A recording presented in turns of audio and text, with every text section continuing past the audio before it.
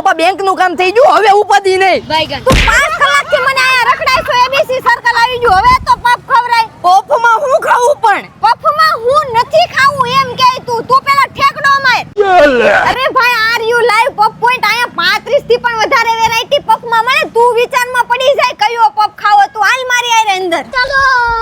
અરે વાહ, લાઈવ પફમાં મેં કંઈક નવું જોયું હોય ને તો આ જગ્યાએ જોયું. એકદમ ગરમા ગરમ ક્રિસ્પી પફમાં 35 થી વધુ વેરાયટી મળે ને આવડાની બટર ખારીની તો શું વાત કરું. મોઢામાં મુકતા જ પાણી થઈ જાય તેવી ખારી આવે હો.